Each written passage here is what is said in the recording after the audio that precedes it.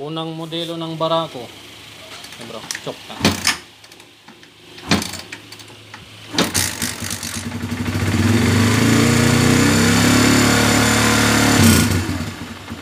Rev mo bro. Okay.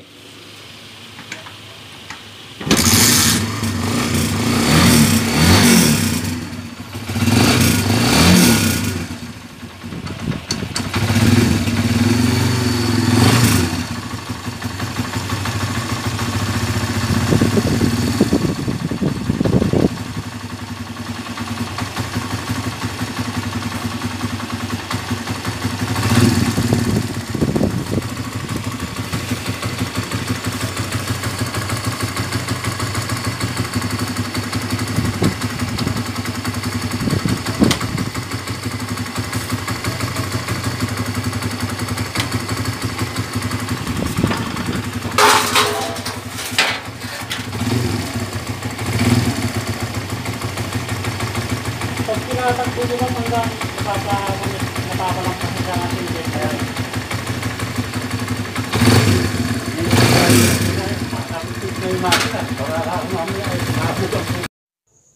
okay mga sir, good morning, magandang araw sa inyong lahat saan man po kayong lupalop sa mundo. Magandang araw sa bawat isa po sa inyo.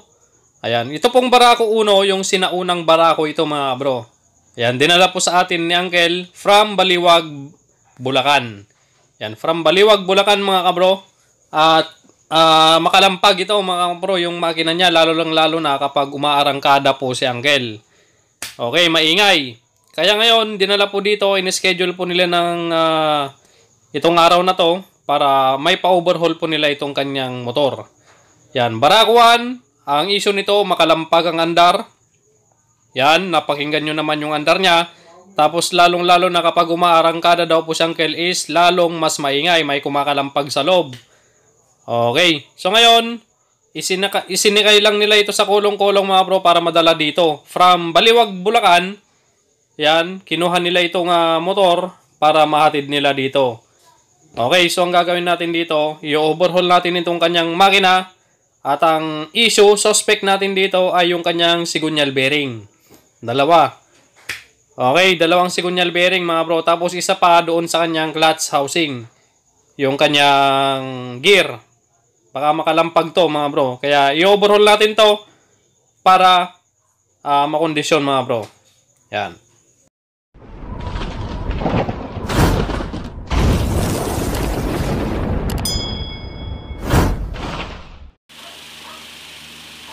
Okay mga sir, good morning.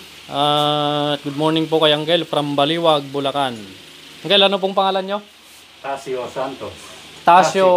Tasio Santos. Ayan po si Uncle, Tasio Santos from Baliwag, Bulacan. Ano niya kaya si Kuya Paul? Tiga Bulacan din po, Santos. Oh.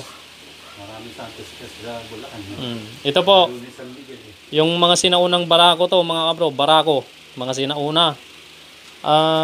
Tignan nyo yung tinakbo niya, 5,000 pa lang oh. Barako 1, hindi masyadong nagagamit to mga kabro, motor ng Uncle. Tapos nung naramdaman niya, umingay itong makina niya, in-stock na niya. At hindi niya nagamit ng mga 4 na taon po Uncle. O 4 na taon na stock to. Kaya ngayon, napapalitan daw ni Uncle ng clutch lining. Dito, yung clutch lining, napapalitan na niya. Yan. So, check natin to. Check din natin yung sigunyal bearing at connecting rod. Dahil kapag umaarangkada si Uncle, lalo na pag umaarangkada, nararamdaman niya talaga yung maingay, no, Uncle? Oh, kumakalugkog. So, ito, ibababa natin to. Ipapalamigid lang natin ng konti dahil pinandar nga natin para marinig natin yung andar. Kung ano yung diferensya ng motor ni Uncle. Okay? Yan. A few moments later. Okay mga sir, mga kabro, nabaklas na po namin yung motor ni Uncle. Yan. So, napapalitan na natin yung kanyang kwan dito. Dalawang bearing. At rebore. Yan, nandito sa box. Dalawang bearing at rebore. Dahil yung kanyang piston, kanina, nung tinitesting ko dito, nakesting ko electric fan. Yan. Yung kanyang piston kanina mga bro, dire-diretso bagsak na. Yan, kaya pinaribor na natin. Maluwang na yung dati. Yan, dahan-dahan bagsak mga kabro. Tapos yung bearing, yan oh, walang kakalog-kalog.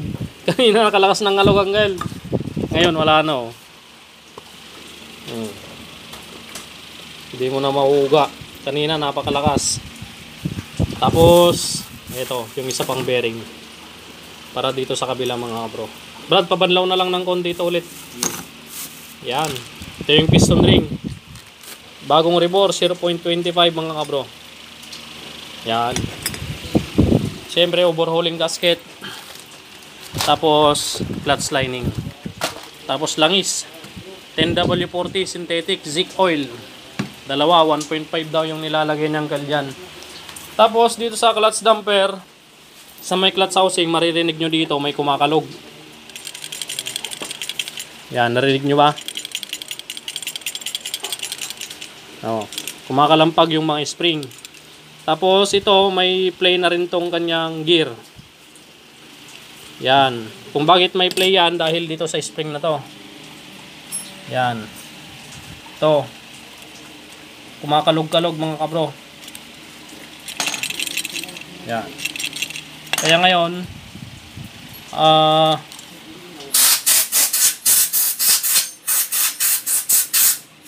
try nating buksan to. Tapos wala naman tayong mabiling spring nito. Try nating binatin yung spring. Ito, bibinatin ko lang yung spring para magkonsa ulit. Kumaba ng konti para hindi kumakalog-kalog. Yan, pakita ko sa inyo to mamaya. Brad, pugayin mo nga muna para makita natin yung play.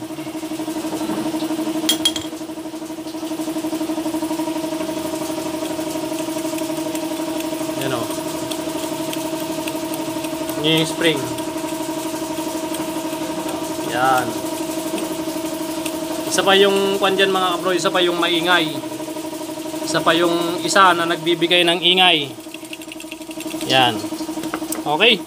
Tabaklasin ko muna ito mga bro para makita natin kung anong remedyo.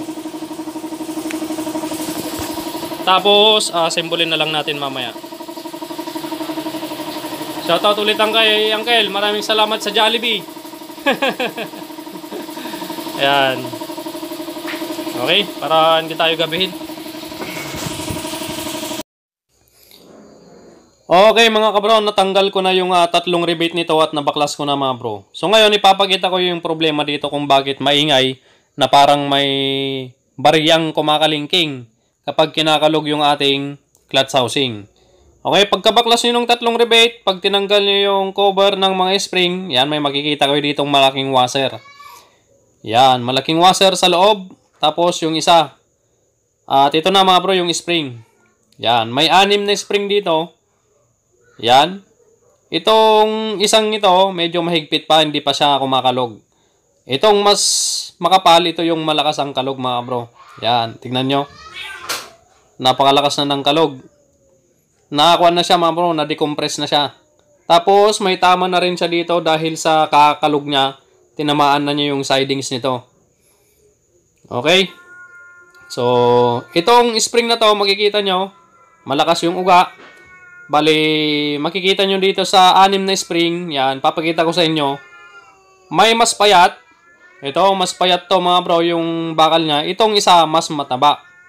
Okay, so yung mas mataba yun yung kumakalog, kumakalingking. Yan, tatlong yan mga bro. Yan, tatlo yung uunatin natin dito. Yan. Isa, dalawa, tatlo. So, kailangan natin ng pangunat. Ito, pang sinsil natin. Uy, may maingay na pusa mga kabro. Yan, ganyan lang. Pupukpukin lang natin yan para maunat natin, may buka natin ng konti para humaba ulit. Okay.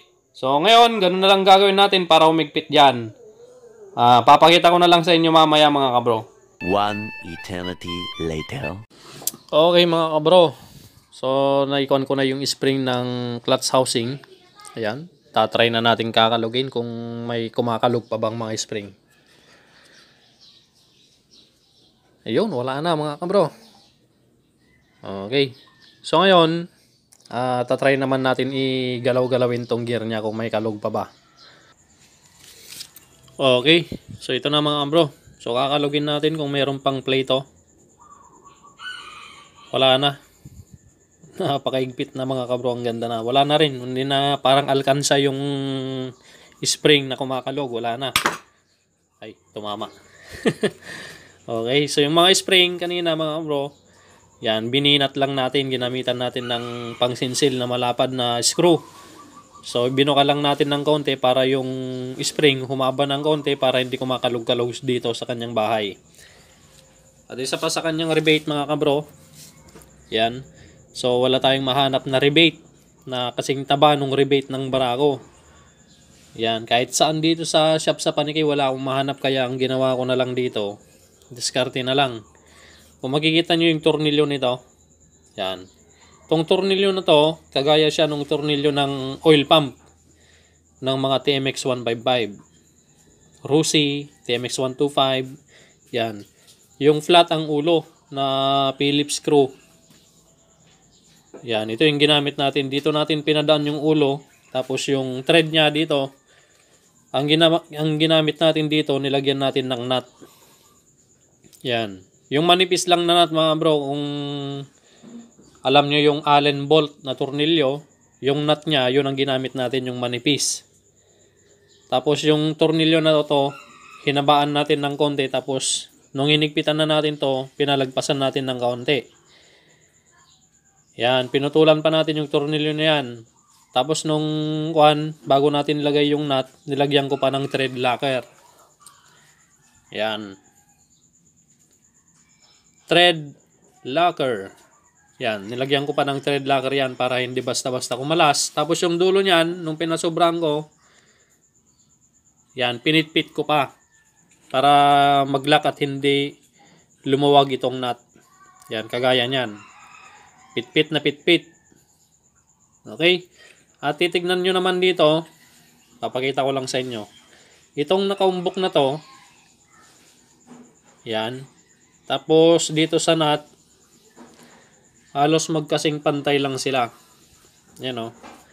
Itong nakaumbok, yung bahay ng ng spring, yung bahay ng spring, tsaka dito sa nut, halos magkapantay lang. Yan. Okay. So ngayon, ang i-check natin ngayon dyan, goods na tong housing, wala nang kalog. Sasalpak natin dito at try natin kung may sasayad ba. Salpak natin mga kabro. Yun.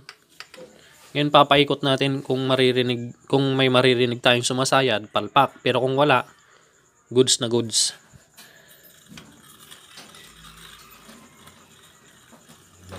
Okay. Wala namang sumasayad sa likuran mga kabro. Check pa natin ulit. Yeah, silipin natin mabuti. Yan. Natinagin. Wala. Dali lang. Silipin pa natin sa side, sa loob. Ayun yung nut mga kabro na nilagay natin. Ayan o. Ito. Yun yung nut na nilagay natin. Ito. Lapit pa natin. Yun, ito. Yan yung nut na nilagay natin mga kabro. Ayun, check natin kung may sasayadan siya.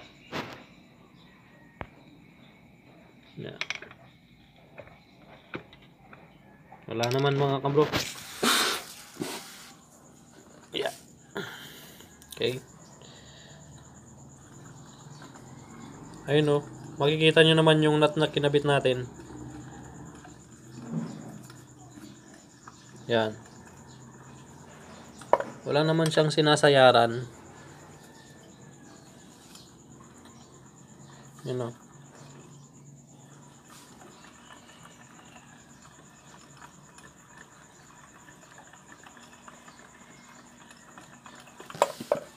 Okay mga kapro, walang sinasayadan mga kapro yung tornilyo na nilagay natin. Yan. Ibig sabihin goods. Pwede na natin na simbolin to mga kapro. Tapos testingin na lang natin mamaya pag nabuo na natin to at try na natin pandarin. Yan.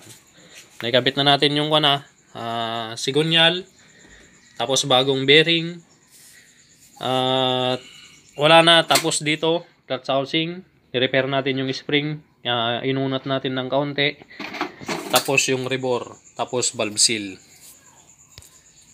Yan, pakita na lang namin sa inyo mamaya pag nabuo na at papandarin na natin, salpak na lang natin A doon. few moments later. Okay mga bro, tapos na po yung in-overhaul natin na Barako Uno. Barako Uno, the moment of truth, pandarin na natin. Yan, umuulan na naman.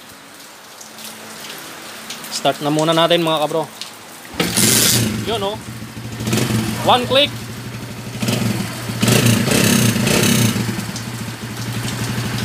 One click mga kabro.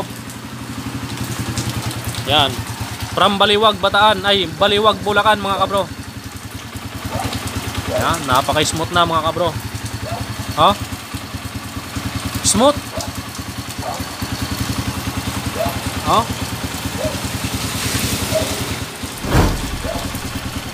Napaka-smooth na mga kabro. Yan, maraming salamat po kay Uncle sa binigay pa po niyang t-shirt sa amin kahapon. So bali tinuloy na lang namin to ngayon dahil wala akong mahanap na rebate doon sa clutch housing. Ayan, okay naman yung andar nyo. Napaka-smooth naman mga kabro. Oh. Okay.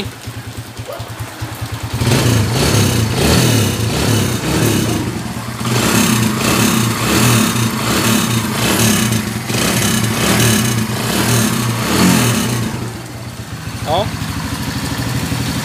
Goods na goods mga kabro. Yan, so pwede na pong iuwi ni Uncle mamaya. Sasakay siguro nila sa kulong-kulong to dahil umuulan. Ayan.